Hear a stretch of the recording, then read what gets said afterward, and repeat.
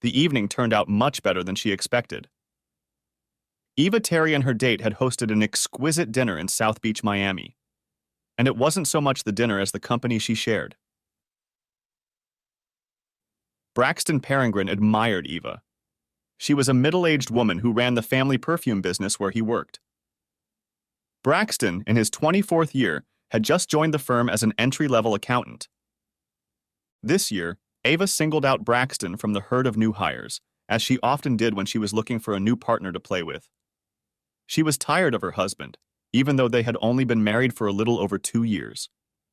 He was the CFO of the family business, boring but, in Eve's opinion, stable. He was good for a little fun every few weeks, but in Eva's opinion, nothing more than maintenance. Eva's husband Martin was tall, 5'2", and trim. He was in good physical shape thanks to his daily swimming, but in Eva's opinion, he had never been anything more than a numbers counter.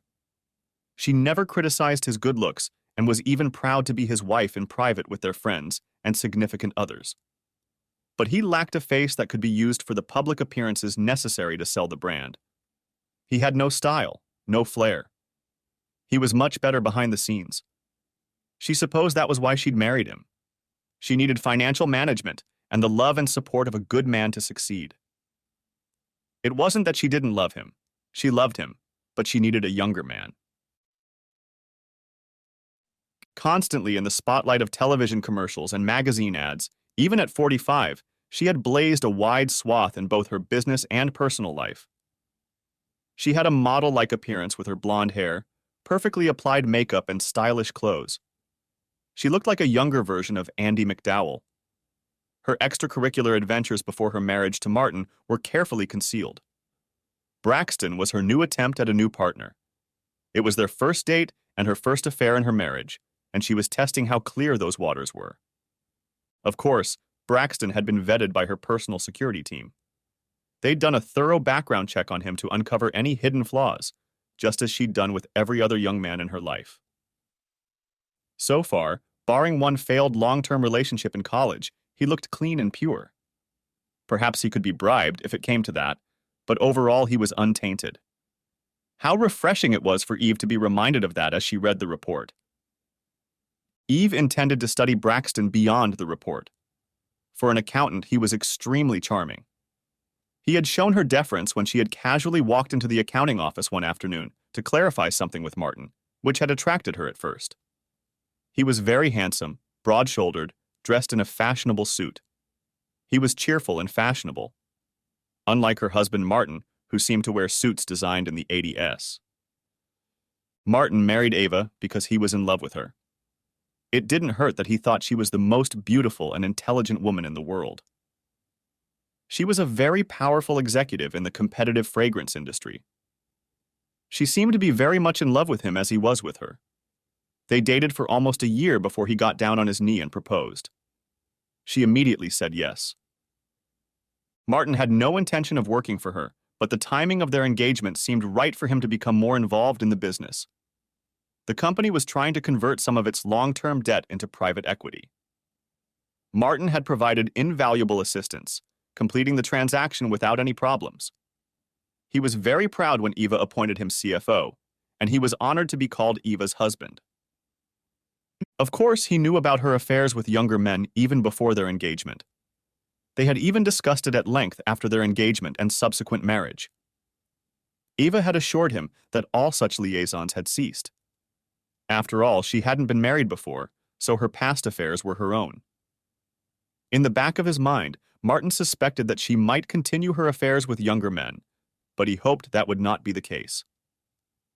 Despite his misgivings, he had made up his mind to marry them. He was willing to trust Eva and ignore her past behavior. But he was also prepared for the future, should Eva's self-esteem and womanizing ways manifest themselves again. He made it clear to Eva that fidelity to the marriage was paramount to its continuance. When they married, he was 39 and she was 43. During their first year of marriage, they recreated their honeymoon.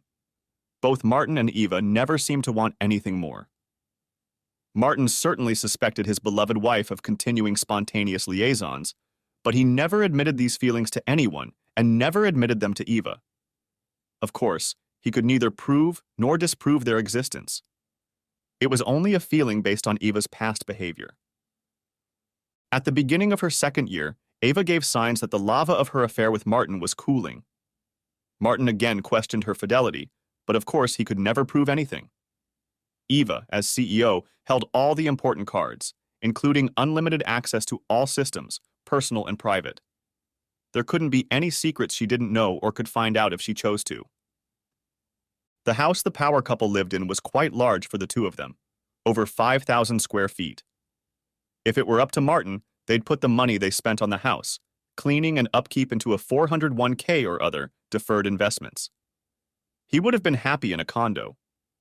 As a couple, he had no need for such grand surroundings, with a cook, maid, and butler. He did, however, enjoy using their pool on a daily basis. The pool was indoor and overlooked the grounds of their immaculately maintained Miami home through clear glass. The pool, located partially inside the house, was Martin's pool. Outside was a luxurious pool with a built-in hot tub heated by solar panels. The pool was an extravagant thing, but Martin thought it was worth splurging on.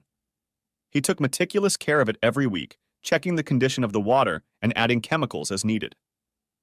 No maintenance staff or pool boy was required to care for the pool. He paid special attention to the pH level of the pool to keep his dark brown hair from turning green like the pools he remembered from high school and college. It was the start of a new year of fragrances that began in June 2010 and garnered media attention. The company had just released a new fragrance before the buying frenzy that accompanied the start of the vacation season in the fourth quarter, which attracted widespread interest. The fragrance seemed like a hit worth its weight in gold. Several celebrities picked up the line and began promoting it throughout the summer months. When commercials and print ads with Eva as the model appeared in late September, the product took off like a rocket. Perhaps it was this rocket effect that caused the proverbial marriage cart to have its wheels fall off. Ava was never home, but she was at home in her element, the center of attention. She was constantly promoting a line of products. There were weeks when Martin didn't see her. Then he reasoned that it was just business, but still he never lost confidence that Eva wasn't firm in her commitment to monogamy. He could never say exactly who or when, but he strongly suspected something. She was too beautiful a woman not to attract male attention.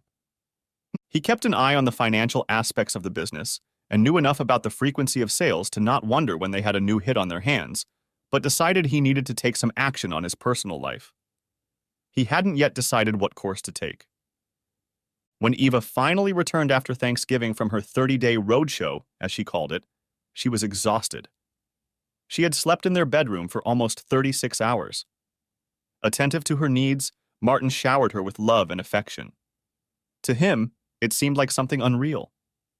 His wife, with whom he had lived for just over 2 years, was a mystery to him. Beautiful, but terribly needy in times of depression. She longed to be the center of attention, but also enjoyed Martin's care in the comfort of their own home. As he cared for his wife, his sense of her deception eased a little. Martin knew that her frantic promotion schedule was coming to an end as the holiday season was drawing to a close. He was looking forward to spending the Christmas holidays with his wife to reignite the embers that had been fading since the beginning of summer. Sure, Martin kept in touch with his wife while she toured the US and Europe promoting the new line, but doubts about her fidelity constantly plagued him. While she was away, Martin installed pinpoint micro cameras throughout the house.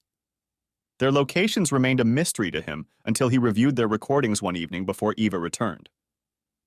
But even then, given the camera's ability to follow a target, zoom in and focus, determining their exact location was nearly impossible. One evening, after the cameras had been installed, he watched him walk through the front door and was able to make out that his fly was partially down. Embarrassed, he decided that the cameras would be sure to capture all of their adventures in the house. The quality of the video was amazing, but the sound quality was even better. Together, they were a first-class security system, which was supposed to do the job. Martin had long believed that Eva's affairs took place while she was traveling, but he couldn't rule out that they took place in their home. This tentative step of watching the house was Martin's first attempt to find out her adventures or to get more information about whether they were taking place elsewhere.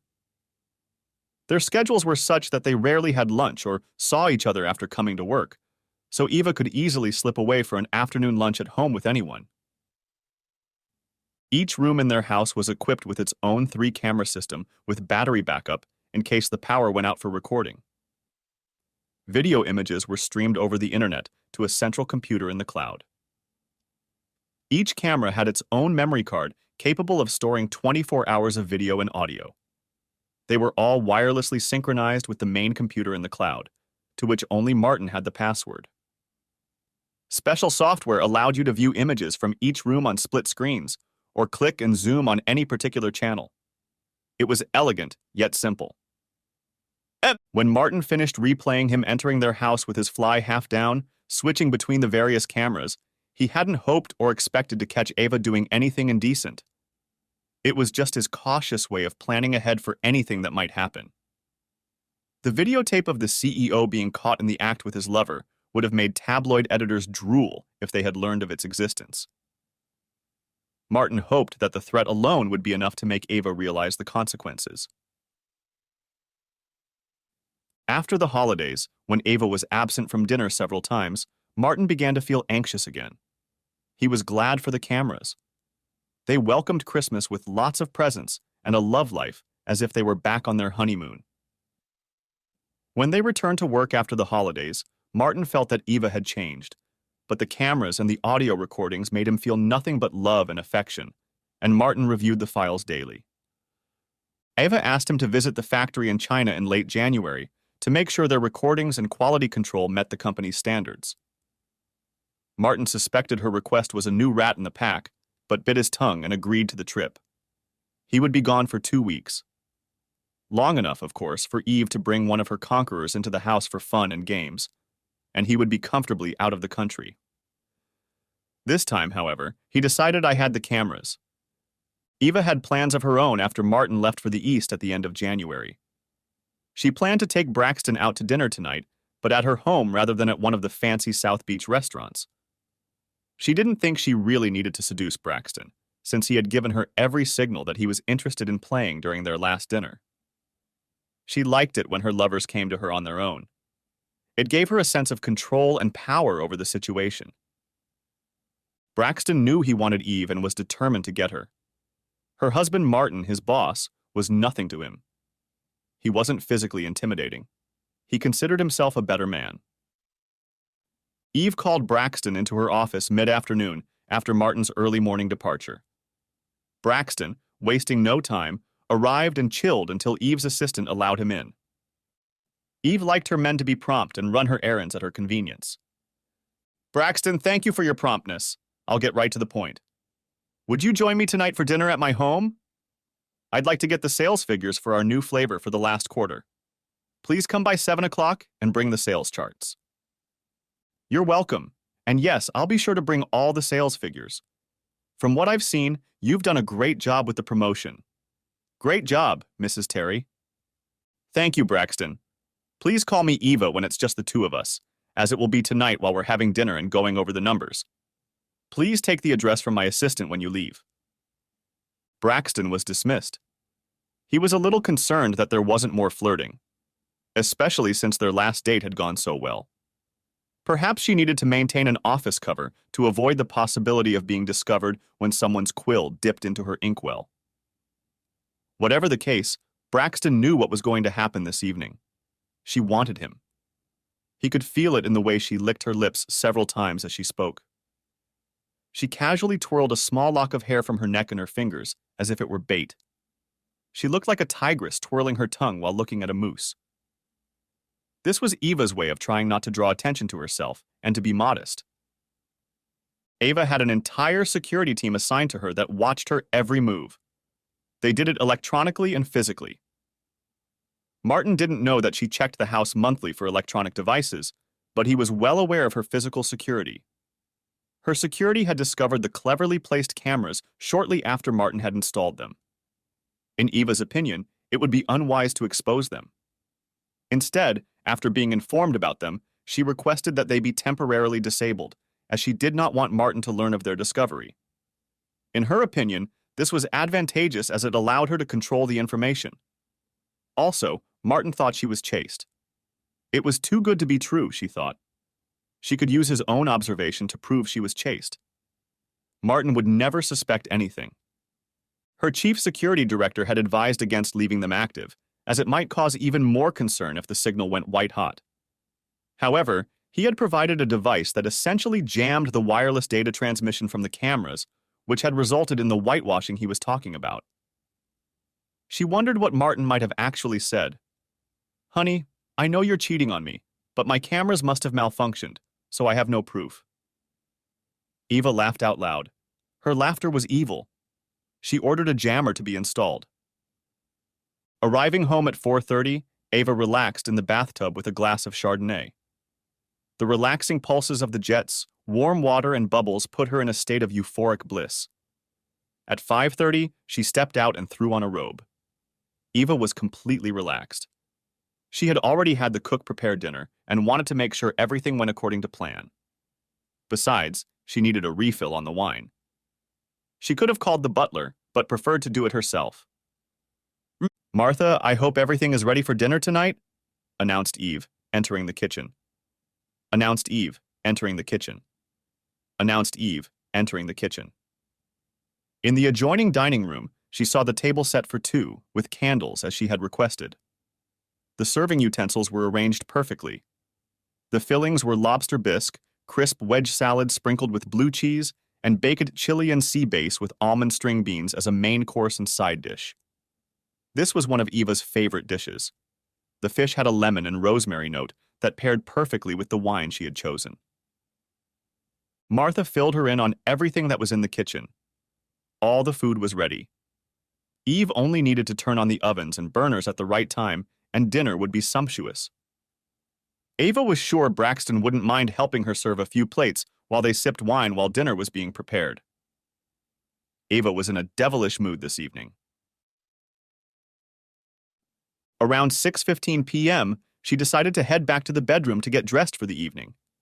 She flicked the remote control, which emitted a quiet beeping sound that meant that all of Martin's cameras in the house were turned off. Any prying eyes or camera would have seen the snow. Dinner with a new client was on her calendar. Now that the cameras were off, a different scene played out. Sipping her wine, she looked at her closet and decided what to wear. She finished dressing just as the doorbell rang, just before 7. Her boy was punctual.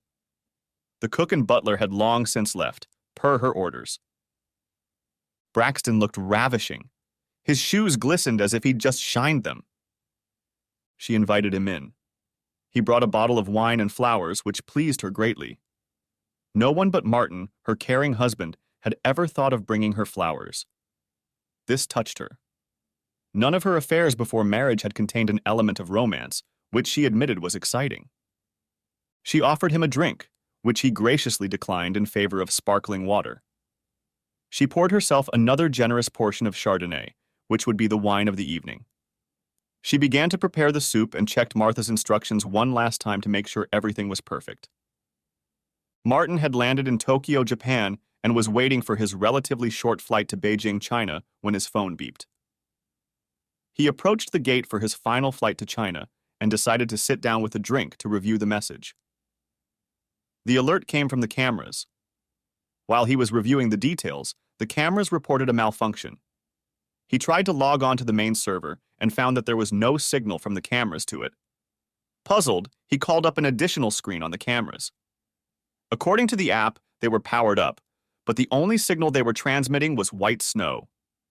Frustrated, Martin pressed all the buttons in the app, trying to find the cause of the problem. He even went into advanced mode, having never tried it before. In a rage, he pressed the buttons several times to no avail, nearly breaking his phone in the process. At the worst possible moment, the cameras didn't work. He gave up on the app and decided to personally speak to the security representative who sold the equipment as bulletproof and demand a full refund. Eva and Braxton enjoyed soup, salad, and a meal while going over the sales figures over a nice dinner. Braxton had a glass of wine at dinner, but nothing more. Eve wondered if he was just taking care of himself, or if he really didn't like drinking alcohol. No matter, she thought. If he behaved even half as well in bed as he did at dinner, he'd be worth it.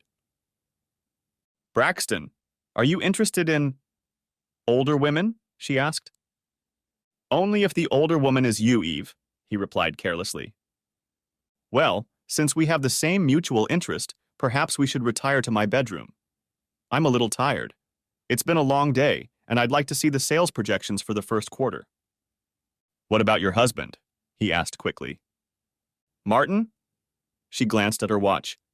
He should be boarding his flight to Beijing soon. She replied easily. Lead the way, my love. Martin took her hand. When they reached the master bedroom, Braxton froze in awe as he admired the furnishings. It was also where they had done it. Perhaps, she thought, he could be the long-term lover she thought she needed so badly. The thought of a long-term lover made her blush and also shudder with fear. Guilt overwhelmed her.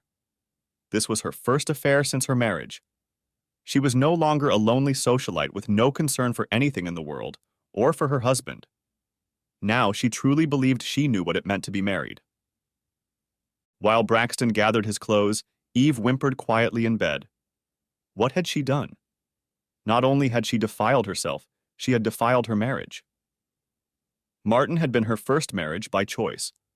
She had never been able to find that perfect combination of man, intelligence, and charm. At least with Martin, she had found a man and brains. There wasn't much charm in him, but perhaps, she thought, she could work on his charm. Maybe he wasn't so bad after all. He had 2 out of 3. And he really did love her, she thought. Who else would put up with that hell bitch after she'd come home from her month-long promotion? Who else would have helped her so much at the office and nursed her back to health after that long drive? Braxton took her hint. He said nothing as he left her bedroom. She saw his satisfied grin and smile as he closed the door. She knew he'd be back. He knew he'd be back too. He left his socks under the bed, wondering if the housekeeper would find them and throw them in the wash with her husband's laundry. Martin was just getting off the plane in China. He was still very excited that his expensive cameras had failed to do their job. He wondered what was going on back home. He considered calling Ava, but discarded the idea. It was past midnight in Miami. What could he possibly find out from her? Nothing. Unless she said, I had a great night and had fun with a young stud. He doubted she would come across as transparent or stupid. On the way to the hotel, Martin was sure that Eva, or rather her security team, had discovered the cameras. Somehow they had been disabled. But for what purpose? He could only suppose one possibility, and the thought made him shudder. If Eve was cheating on him, it would mean the end of the partnership he had carefully considered with her. Trust, honesty, and loyalty were the qualities he felt were most important in any relationship. His conversation with Ava before the wedding made these qualities abundantly clear. Without absolute proof, however, Martin was left with only doubts and suspicions. Next time, there would be no doubts. Martin's visit to China was uneventful and anticlimactic. He checked the numbers, the assembly line, and watched the quality control inspectors. He knew the numbers were accurate. He mimicked the flavors and the assembly line well, nodding when they talked to him and asking a couple of questions he'd adopted from Ava to make sure they weren't fooling him. But his Chinese hosts knew that Martin had no idea how fragrances were made. He left 2 weeks later. Only Eva knew of his arrival. He suspected that she would not be there to greet him on arrival, so he was very surprised to see her. As he was going through customs and heading to baggage claim, he noticed her running towards him in a very beautiful red dress that he had not seen before. She was dressed as if she had come from a publicity tour, pearls, scarf, and incredibly high heels. She greeted him enthusiastically. "Marty, I'm so glad you're home. I've missed you so much." She wrapped her arms around his neck and pressed her whole body against him, engulfing his lips in a deep kiss. Martin, for his part, was shocked but happy to be home. He had reciprocated her passion in the same way. Now he wondered if it was guilt on her part. He pulled away, breathing heavily. I've missed you too. To what do I owe this ardent greeting? He asked inquisitively. I just missed you. Can't a wife miss her husband? She said, pouting. Of course. And I missed you too. Have you eaten? Let's go home. Martha made dinner. I just want you to be alone tonight. Eva's eyes gave her away treacherously as she spoke. Martin could clearly see the guilt dancing in them. The cameras may have failed him, but her eyes spoke the truth. Sounds great. What's for dessert? He asked, raising his eyebrows. Eva smiled. Me? Next chapter. Eva and Martin spent the rest of the weekend in bed, eating and so on. It was like a honeymoon. Monday came and both couples prepared for another day of work. During the weekend with Martin, Eve felt something she had never felt with Braxton. Love. She felt wanted, safe and secure. Their union throughout the weekend only confirmed the depth of devotion and care Martin felt for her. It also made clear how Braxton had used her like a cheap rented mule the previous weekend. Perhaps it was this duplicity that pointed out her flaws. She quickly brushed the thought away, not wanting to spoil her mood from a terrific weekend with her husband. Martin drove to work in his Ferrari. Eva hated that car. It was uncomfortable, noisy, and too fast for her tastes. Martin usually drove a Tesla, but decided he hadn't started the Ferrari while he was away for 2 weeks, and she needed to stretch it to let the fouling out of the cylinders. Eva called for transportation to get to work. She couldn't bear to ride in Martin's Ferrari. It's all for the best, she thought. She wanted to work on her email, which she had ignored over the weekend, while she showered Martin with love. Her plan seemed to work perfectly. She hadn't noticed anything from Martin that indicated he was suspicious about Braxton coming to the house several times and spending the night last weekend before Martin arrived. Martin was also glad that Eve had decided not to go with him. He was puzzled as to why the cameras suddenly turned on the day after he left. He was a stickler for detail, and today he had invited the security company he had contracted with to find out what had really happened. He called on his way to work. He had given the security firm a key for the initial setup, so there was no problem with access. All employees were off on Monday, so there would be no extra hassle. By late morning, he was told the cameras were working to specification. But the specialist said something unusual had been discovered when scanning the house today. Another electronic device with repeaters had been installed that wasn't there when originally installed. They didn't know what these devices were, but speculated that it might be some kind of interference that was interfering with the cameras. Martin immediately put 2 and 2 together and concluded that Eva's security team had detected the cameras and had somehow disabled them. Martin's heart clenched. He realized what the fact that Eva knew about the cameras could lead to. He was now certain that Eva was cheating on him in their own home. There could be no other explanation. If she had come to him and asked why the cameras were installed, he would have simply answered, for their personal safety. But she hadn't. She knew they were there and had deliberately turned them off. After lunch, he was going to take some preliminary steps to secure himself financially. Eve had asked her personal assistant to have Braxton meet her at the office at 10. Gina had been with her for the past 10 years. Ever loyal, she earned more than most in the company. Her loyalty had been bought and paid for by Eve over the years. But Gina had guessed what was going on from the very moment Braxton had first been called into Eva's office. She liked Eve, even dreamed of being like her someday. But what she was doing to her husband was just wrong. He had no idea that Eva was screwing around with someone like Braxton, just like she had with others before she was married. Gina hoped Martin wasn't completely out of the loop, but she knew the corporate games went on and wished she had a way to warn him about his wife's extracurricular activities. He was always cordial to her, never spoke down to her. In her opinion, he treated everyone that way in general. He was friendly, outgoing, and genuinely cared about people and company. She could see why Eva was partial to him. Martin was very trim, clean-shaven, with bright blue eyes. Even though he was a little older than her 35 years, she still considered him quite young. She even felt a slight shiver when he walked in on Eve. Clothes weren't his best attribute, which she was sure Eve had pointed out to him. But Gina believed there was always more to a man than his clothes. The man makes the clothes, not the other way around. At 9:55, Braxton was sitting next to her, ready for Eve. Unusual, she thought, that Eve hadn't asked him to bring props to make their meeting look more realistic. Was this really just a date call? Surely Eve wouldn't just entertain Braxton in her office. Gina could have listened to the door, which would surely slam shut with Braxton's arrival. She could also have turned on the intercom and picked up the phone as if she were having a conversation. That would be risky if Eve saw that the intercom light was still on. Eve rang the intercom. Gina answered immediately and invited Braxton inside. He opened, entered, and closed the door. She continued talking on the phone as the door closed and pressed the intercom button a second time. She knew she was taking a risk, but she was more curious to confirm her certainty that something was going on between Braxton and Eve. Braxton, I'm afraid we're going to have to break off the relationship.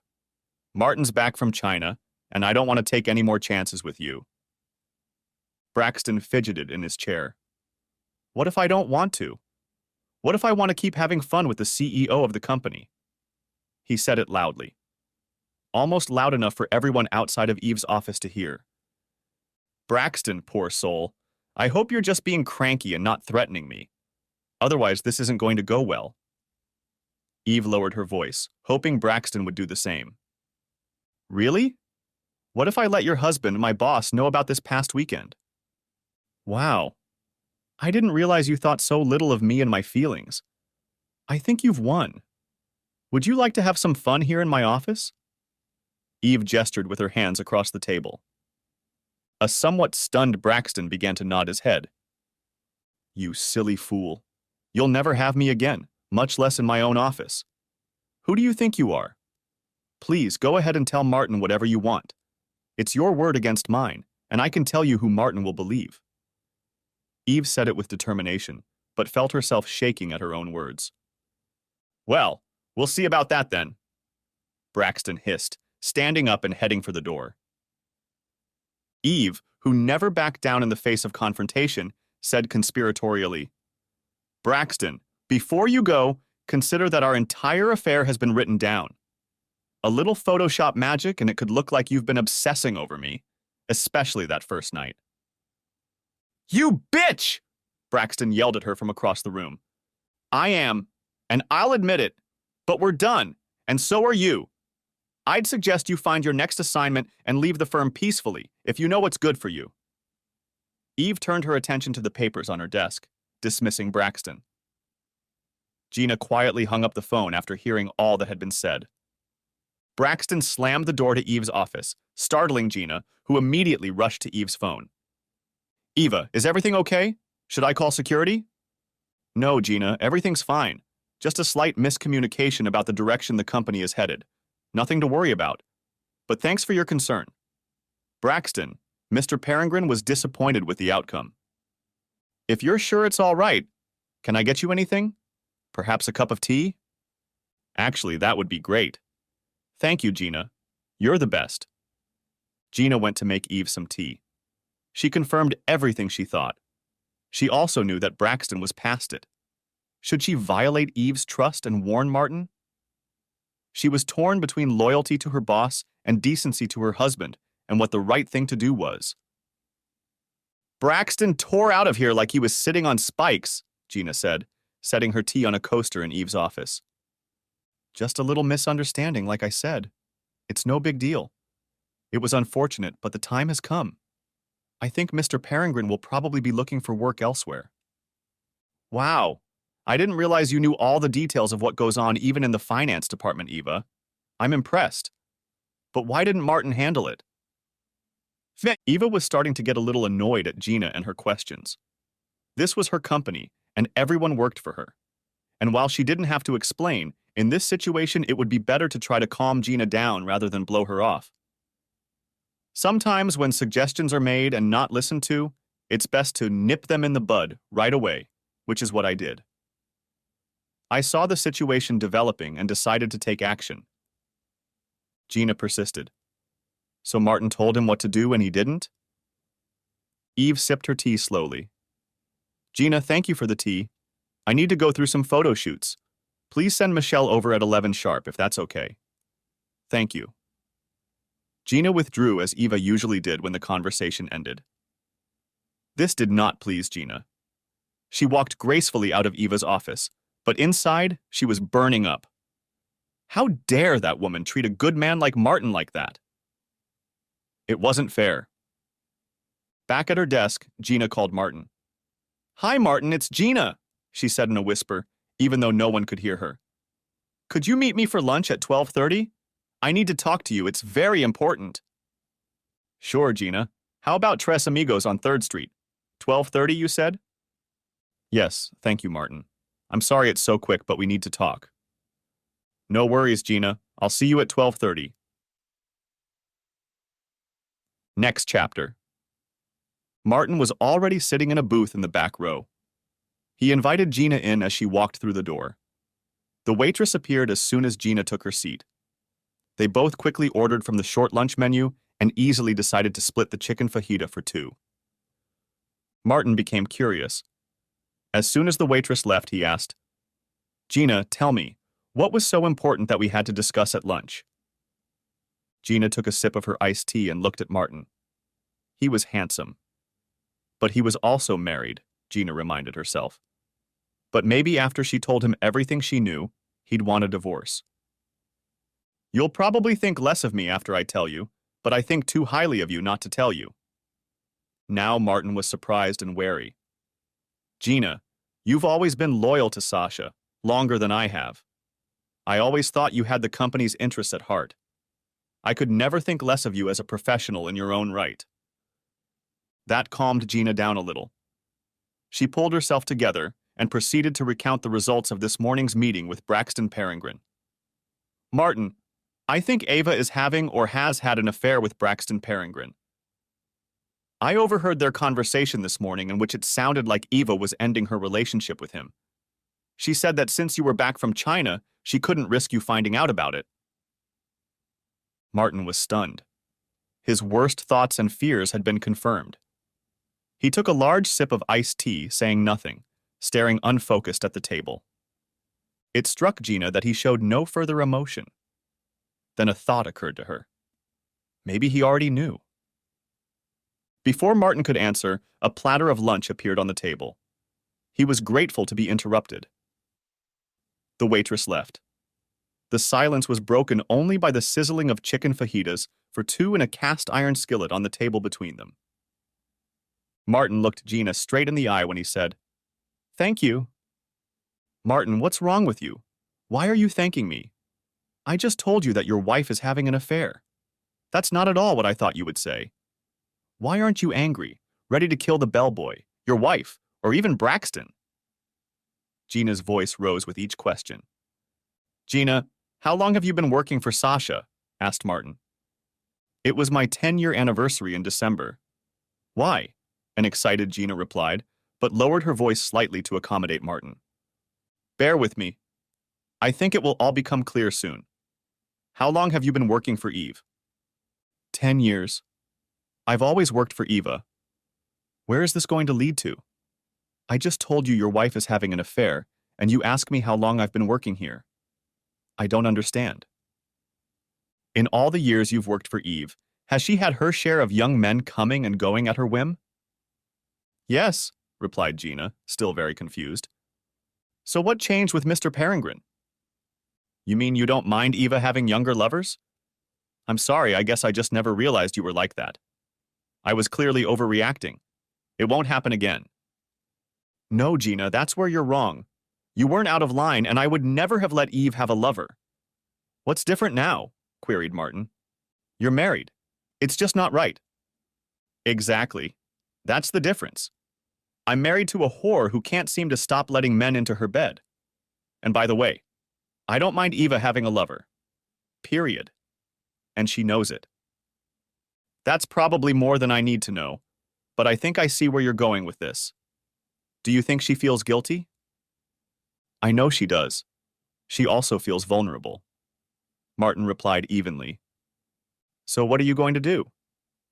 For the rest of the day? Nothing. I'm not going to do anything out of the ordinary. I'm going to stay in my office and come up with a plan to get out of a very uncomfortable marriage. How can you be so calm, Martin? Seriously. I had a boyfriend a year or so ago who did something similar, and while I won't pretend to know how you feel since you're married, I was devastated. I spent the whole weekend eating ice cream from Starbucks and drinking White Russians to drown my sorrow. Gina, I knew Eva before we were married. I knew about her lifestyle. I can't pretend to really know her. She convinced me that she had changed, but I still had my doubts. She told me that it was all in the past and she was ready to settle down with one man. She said that man was me. I believed her. I decided to trust her. She's a chameleon. She can change her spots depending on the environment. Martin continued. Gina, I know you broke the rules today and honored me by telling me about it. For that, I will forever be in your debt. I'm going to share something with you, but I need your complete assurance that you will never, ever share what I tell you with anyone, not even Eve. Can you keep this between us? Of course. It goes without saying. Gina blushed slightly and then stared off into the distance as if pondering. But I seem to have betrayed Eve's trust by telling you her secrets today, so I guess I understand why you're asking. Gina, I may not have been a good judge of Eva's character, but I know I can trust you. I installed cameras in our house while Eva was on a publicity tour. A shocked Gina replied, Why? I suspected that Eva might be having or could be having an affair. All the signs were there. And when her tour ended and she sent me to China for a couple weeks, I was almost certain. The cameras would provide evidence to confront her if she was having an affair. What happened? I have to believe that Braxton was aware of it by then. Didn't the cameras show what you thought was going on? You must have already known everything I told you today. I would have thought so too, replied a grim Martin. But somehow Eve must have detected the cameras and installed technology in the house to somehow disable the equipment when she wanted to conduct her business in private. So she knew the cameras existed, but blocked them from working on purpose? What a conniving bitch. I'm sorry, no offense. I had no idea. You think she actually recorded something? If you didn't see her, that's one thing, but maybe she actually channeled the feeds somewhere else instead of just blocking them? You know, you're brilliant, Gina. I never thought of that. It's very subtle, but there may be some truth in what she says. I don't understand all the technology behind it, but I suppose it's possible. I'm going to call my security company back and have them take a closer look at those boxes. I was so pissed when I found out she knew about the cameras and had installed the technology to block them. I didn't think of other possibilities. Thank you. Martin, I'm late, and I don't understand anything. I have to get back. But I think you've opened my eyes to something about Eve that I didn't even realize. I can't believe the depths to which she went to deceive you. I'm not the most righteous person in the world, but I can't stand to see Eve take advantage of a decent man like you. You are simply too good a person. I'll keep our conversation today with me to my grave. Gina got up and quickly left. Martin stayed, had another glass of iced tea, and paid the bill. He was in no hurry to get back to the office. Obviously, he had lost Eve to another of her young toys, even if she had broken off her relationship with him. She would always think she had the upper hand and could get away with it. She might take a break for a while so as not to arouse suspicion, but he was sure she would go back to the old Ava once things were back to normal. The fact that she had managed to keep her affair hidden from the cameras was proof of that. Back in the office, Martin listened to the voicemail.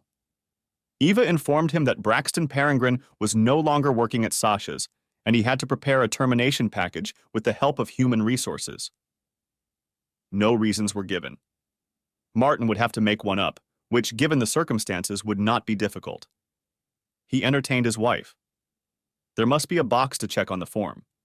Entertaining the boss's wife, he thought. At 5 o'clock, he called Braxton into his office. Braxton, it's come to my attention that you've been falsifying company expense reports. I'm afraid we have a zero-tolerance policy for employee theft. As of this moment, your employment is terminated. Please gather your personal belongings and leave the premises. You have 10 minutes. Security is outside and will make sure you only take your personal belongings. You stupid cuckold. You only do what your wife tells you to do, Braxton said. Excuse me? Martin replied without anger, simply questioning his last statement. You heard me loud and clear, you stupid cuckold. I entertained your wife, and now you're firing me to get out of your shitty marriage. You're right. I'm doing what my wife told me to do. I'm firing you. She's my boss. Thanks for confirming that you entertained Eve. I hope it was worth it. Martin again replied without emotion. You're a worthless coward. You know that, don't you? I've taken your wife to places you could only dream of. What does that say about you as a man? Braxton fired all his guns but felt very strong, as if he still had Eve. That may be so, Braxton. We'll never know, I guess. But what I do know is that you were fired with extreme prejudice, with no references, and with the preconception that you would never be hired in your field for the rest of your career because of the nature of embezzlement. It's never good when someone in accounting is accused of a financial crime against a corporation. It's not good for the auditors and all that. Is that all you've got? Some trumped-up charge of expense fraud? Braxton replied, but without much fervor. Well, and you just admitted to a relationship with a senior member of the board of directors, who happens to be my wife, yes. I suppose that's all I have. But I think that's enough, don't you? Don't you care about your wife, asshole? No, not particularly. Do you? Oh, I'm sorry. Did you think you were a big stud by taking her away from me? I guess I misunderstood your whole rant. You thought you were taking the prize, my prize, away from me? Eagerly retorted Martin. So what you're saying is that you're not mad at my wife and me because of our affair? And that I can entertain her better than you can? You really are a cuckold. Braxton shrank back. No, I'm not angry at all. I'm even pleased. If you want, you can have Eve whenever you want. I guess she was never mine. I just rented her. If you want her, call me anytime. She's all yours. Besides, she had a lot of studs, as you call yourself.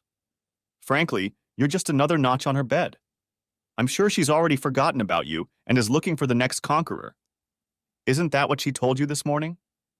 She may be beautiful, but keeping her is too expensive for my budget. By this point, Braxton was almost out of his mind. He figured he could challenge Martin to a fistfight, which he knew he would win by a wide margin. What swimmer could surpass him as a wrestler in college? No one had even tried. I'll just clean out my desk. Braxton, one last piece of advice. You should take the test. I've never ridden a horse. Now get out of my office, you piece of scum. Martin said this with venom, even though he knew Eve was probably clean as a whistle. He had one more surprise for Braxton. Braxton gathered his things and quietly, but still inwardly angry, walked out of the building. Once 20 yards from his car, he reached into his pocket for his key to unlock it. As he pressed the key fob, the car exploded in a huge ball of fire. The car flew 5 feet off the ground and then settled back down to burn from the intense heat. Even the car's tires were on fire. If he had been a few feet closer, he realized, he would have died instantly. He had to admit that perhaps he had entertained the wrong woman and pissed off a very powerful enemy in the form of her husband. Next chapter. The weekend passed quietly between Eva and Martin. She was able to treat Braxton's misfortune with his car as bad luck. Martin wasn't himself. She tried unsuccessfully to approach him on Saturday. Martin remained frigid all Sunday. Eva realized something was wrong and suspected she knew what it was. She decided not to disturb the hive. Perhaps if Marty put it out of her mind, things would go back to normal. She believed that Braxton had kept his promise and told Martin about their affair. If Marty hadn't opened up to her, she had to assume he knew. Braxton wasn't about to run away from Martin Terry in fear. He knew Eve would soon want him back in her bed. All weekend he had been thinking of Eve. He wanted her more than any other woman he had ever met. He couldn't understand it. There was something unattainable about her that he longed for. Yes, She was married to her shit-for-brains husband, but that didn't matter to him. She wanted to be conquered.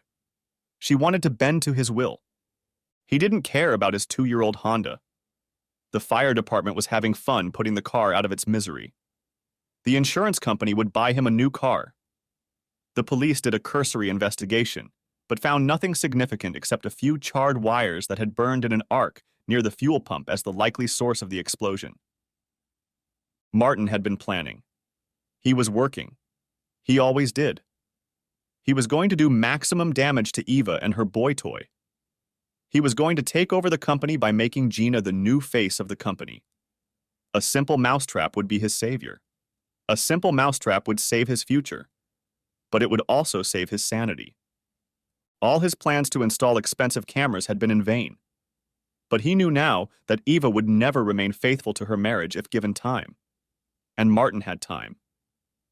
He drove himself into a frenzy at work. Week after week he worked until he couldn't work anymore.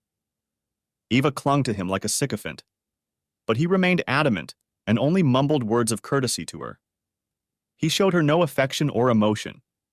He began to weaken. Eve was so beautiful. It took every ounce of strength he had to treat her less than humanly for 6 long weeks until she finally gave in to her own desires for affection. Just after 6 weeks of silent imprisonment, Eve stumbled back. She called Braxton. The conversation was brief. "Meet me at my house at 6. Don't be late. I need to see you." Finishing the conversation, she hung up. Braxton smiled his wolfish smile. He had just enough time to shower, shave, and get to Eve's on time. When he arrived, all the lights in the house were out.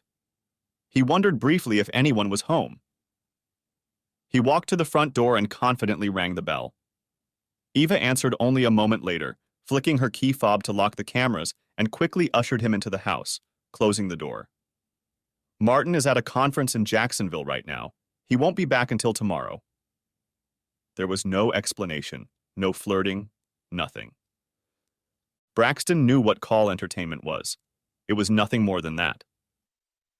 He quickly went to bed, and as he did so, Eve entered the room with 2 glasses of white wine. She handed one to Braxton and got into bed, adjusting the pillows to talk. "Rules," she said. "You're not staying the night. You'll leave when I tell you to. Okay?" Braxton took a sip of wine and nodded. "Crystal," he said. "Then finish your wine and get to work. You almost cost me my marriage. Do it, Braxton, or this will be the last time you have me. I mean it." Braxton didn't waste any time in the least. After they got down to it, she said, "That's enough. I'm done for today. Get your clothes and get out of here." Braxton didn't like being used. "Who says you get to call the shots?" "D. Now get out. I'll lock the doors when you leave." Things were boiling inside Braxton. He'd already told her husband that he'd entertained her. This time, he decided to test his strength. He really didn't have any cards to play. Stepping onto the floor at Martin's side of the bed, he felt something nudge his foot. He lifted his toes slightly, figuring there was something under the bed. When he lowered his fingers to the floor, he felt something metallic touch them. Just as he was about to pull away, a clanking sound shook him and Eve. He tried to pull his leg away but found he couldn't move it. He asked Eva to quickly turn on the light. She turned on the bedside lamp. "My God, Braxton, what the hell is going on with you? I said get out of my house." She looked closely at Braxton's contorted face and realized something was seriously wrong. "What is it?" "I can't feel her anymore. My leg, I can't feel my leg." He cried out in pain. Eva got out of bed and walked over to his bedside. She turned on Martin's bedside lamp and took a closer look. She recoiled in shock when she saw what looked like a bear trap that Braxton's foot had fallen into. "What have you done to me?" "Shut up, Braxton. I didn't do anything, but I think my husband did. Damn, this doesn't look good. Just don't move." Eve didn't know what to do. He begged Eva to call 911. And Martin's phone alerted him that the cameras were out again, but this time he knew that wasn't the case. He also had his security company reprogram the cameras so that they would transmit on multiple frequencies, thus bypassing the jamming device that Eve had used to hide her illicit communication. He turned to a real-time cloud server to observe what was happening. After the fun and games, when Eve invited Braxton to leave, he stepped on a mousetrap. In this case, it was more of a bear trap, but Martin decided it was best to be overinsured. A broken toenail was hardly punishment enough for stealing his wife, so Martin opted for an upgraded unit from the local sports store. Eva, I need to go to the hospital. I don't even want to think about what will happen if I don't get this trap off me. Give me my cell phone so I can call 911. Please, I'm begging you as one person to another. You have to get help. Braxton pleaded with Eve. Eve was in a panic. She didn't know what to do. If she had called 911, they would have responded, of course, but surely an investigation would have been launched. She was as trapped as Braxton was. She walked over to her high-backed chair and sank heavily into it. Eve had always considered herself a decent person, though in reality she might call herself selfish. She remembered that Martin had been so serious when he proposed to her. He wanted to make sure she knew the consequences of infidelity. Trust, he'd said, is more important than almost every other quality in a person. Without it, there is no relationship. Those were his words. Martin would never trust her again, no matter the circumstances. They would never have a relationship again, no matter the outcome. Eva was practically comatose. She was no longer responding to Braxton for help. She sat in the chair and stared into space. She knew Martin had set a trap. She knew her marriage was over. And now, Martin had lured her lover into a life-threatening trap. He'd also trapped her. To save Braxton, she would have to expose herself. An affair would cost her the trust of Sachi's board of directors. It could lead to the collapse of her board.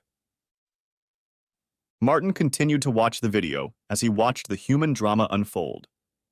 He knew his marriage was over. He might get in trouble with the authorities for the bear trap under his bed, but Eve would be of no help unless he went to them for help. Braxton looked like he desperately needed her. He considered calling home, but decided to let Eve roast her own goose. Braxton looked pale. Martin thought there was still time for Eva to do the right thing. He considered calling her again, but declined. Gina was already out of the shower. He heard the hairdryer provided by the hotel come on. He was about to turn it off when Eva walked over to the closet and pulled out a gun. Martin knew she kept it for personal defense. Several times a year, she took it with her to the shooting range to practice. She was a pretty good shot. She took aim at Braxton. Perhaps, she thought, she was putting him out of his misery. At the last second, Braxton raised his head and looked into her cold, lifeless eyes, watching his life pass before him. She pulled the trigger, but the shot landed in Martin's pillow. Martin sat on the edge of the bed. He watched Braxton with horror. He did not seem to have been hit. A few moments passed and Gina entered the bedroom as Martin closed the lid of his iPad. My love, remember when I said you were capable of controlling Sasha with your eyes closed? I remember. But I thought you were just flattering me. I was sure you didn't mean it, even though you tried to convince me otherwise. Gina replied coquettishly. But I really did mean it. And now I think you'll get your chance. It's just a matter of time. Can we get into something? Only if you promise you'll never do it with your whore wife again. I don't like sharing. She quickly replied. Don't worry, my love. I've been faithful to you since we first bonded. Besides, I think she's going to be a little busy for the next 20, 30 years. Epilogue. The police were called after the gunshot was heard by Martin and Eva's neighbors. They arrived in full tactical gear, fearing a home invasion. They were all puzzled as to why they hadn't been alerted sooner, as the cameras were recorded and directly transmitted to the security company. If one of the doors had been broken into, it would have been immediately reported to the security company, who would have called the police. The scene they saw upon entering the house resembled something out of a horror movie. There was a woman in a bathrobe lying on the bed. In her right hand was a gun. Next to her was a man. The pillow on the left side of the bed showed a hole from a single gunshot. The police had no way of determining the severity of the injuries. They immediately called paramedics and firefighters, who began assessing the condition of the victims. After clearing every room in the house, they waited for the rest of the emergency personnel. Ava seemed to be perfectly fine, but was unable to speak. The police attempted to question her, but preferred that the paramedics take her to the hospital. The man, whose identity remained unknown, was eventually freed from the bear trap by firefighters. They used the jaws of life to open the trap and extract his leg. Ava recovered from all physical symptoms by the next morning. Her mental state stayed with her much longer. She was unable to speak. She was charged with possession of a deadly weapon, use of a deadly weapon to inflict bodily harm, and failure to render aid given that Braxton suffered life-threatening injuries. She was also charged with unlawfully discharging a firearm. She was found unfit to stand trial, and the judge sent her to a psychiatric hospital for treatment, where she remained for the rest of her life. Braxton survived. He kept saying that the bear trap was set by Eva's husband, but his words went unheeded. Eva was married. He should never have gotten into Eva's bed in the first place. The police decided that if he was stupid enough to entertain another man's wife, he would get what he deserved.